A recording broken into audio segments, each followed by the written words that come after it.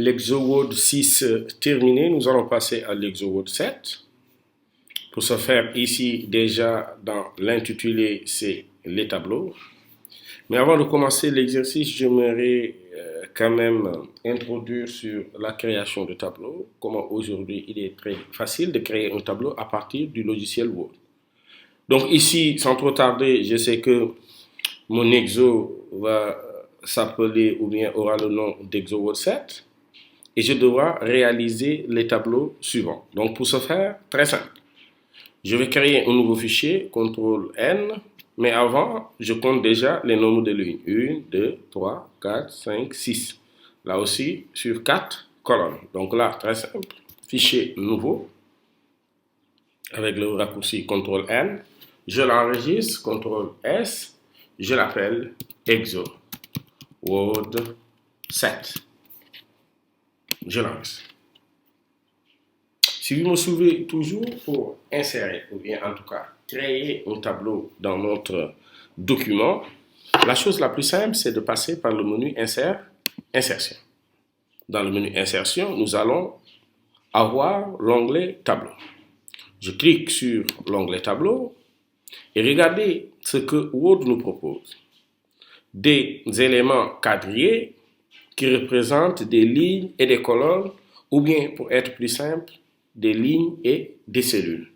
Donc ici, voici une ligne avec une cellule. Donc si j'en veux 4 cellules ou 4 colonnes, je vais plus à droite. On a une ligne de colonnes, une ligne 3 colonnes, une ligne 4 colonnes.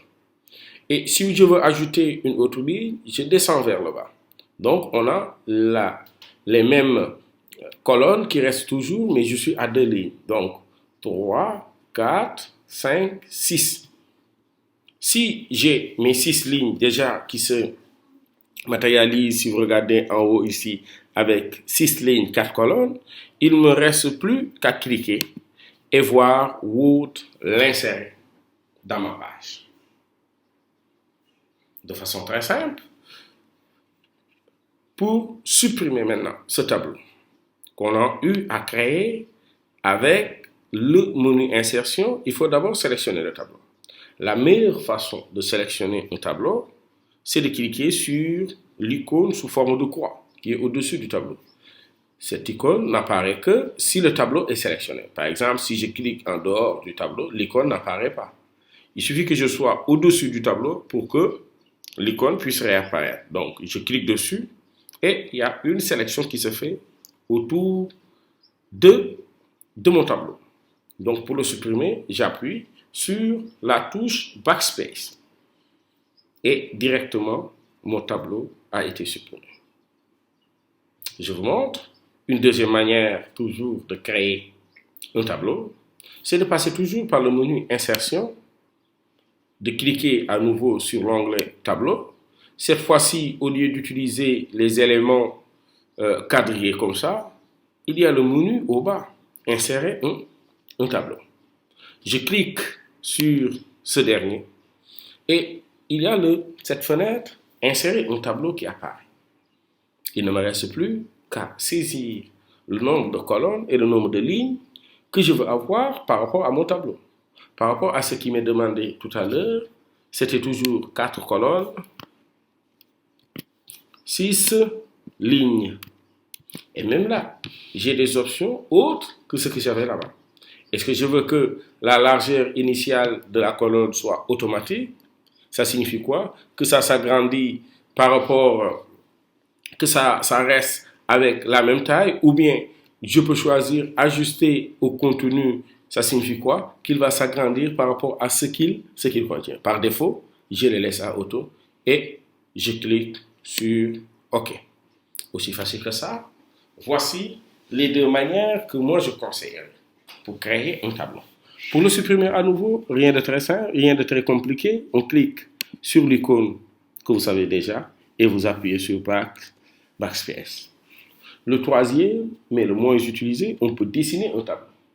Et très rarement, je vous conseillerais de le faire parce que là, on va aller dans Insertion, Tableau, Dessiner un tableau. Maintenant, il y aura le pointeur qui va changer sous forme de crayon et c'est à nous maintenant de de tracer déjà les éléments que l'on veut. Déjà ici, j'ai mon élément tableau. Ici, je crée déjà les colonnes sous forme de dessin.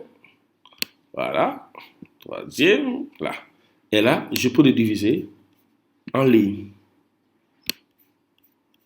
Très simple. Mais je préférerais de loin le dessiner comme ça. Si j'ai la latitude, bien sûr, de le créer soit en survolant les cages par défaut, comment on les appelle encore, quadrillés, ou bien aller directement dans l'onglet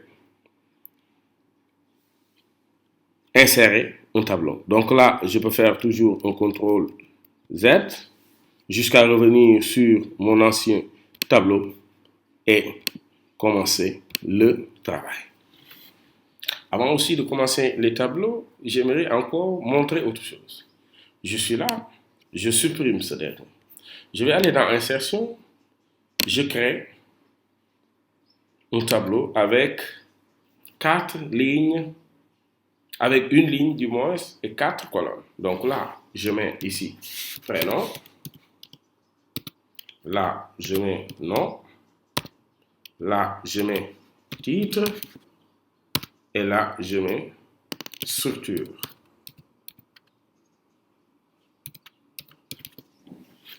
Imaginez si ceci était mis en tête.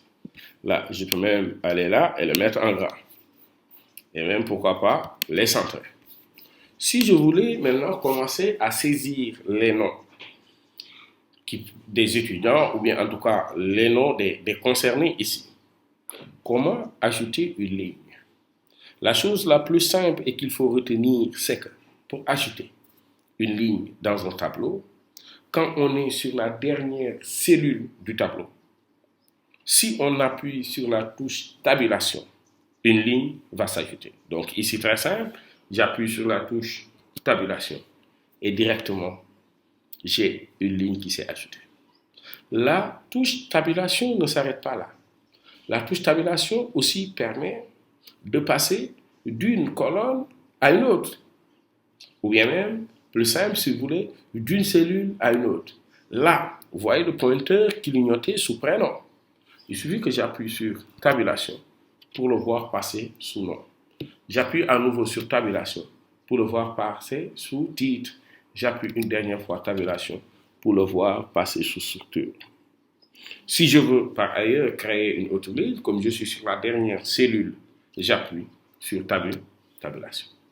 Ainsi de suite, je peux en créer au feeling. Et qu'est-ce que ça me permet de faire? Au lieu de créer déjà un nombre que je ne suis pas sûr de pouvoir remplir, mais je les remplis au fur et à mesure en appuyant sur tabulation. Avant bien sûr de terminer les tableaux, j'aimerais encore insister sur deux éléments essentiels ou bien deux autres couches de l'ordinateur. La touche Backspace et la touche Delete ou Supprime dans certaines machines. Donc ici, si par ailleurs je sélectionne cette zone et que j'appuie sur la touche Supprime, c'est le contenu qui va s'enlever. Mais si jamais vous appuyez sur Backspace, il va vous demander est-ce que vous voulez supprimer la ligne entière. Une différence entre les deux. Je valide par OK et on voit bel et bien que cette fois-ci, il a supprimé le contenu et son conteneur.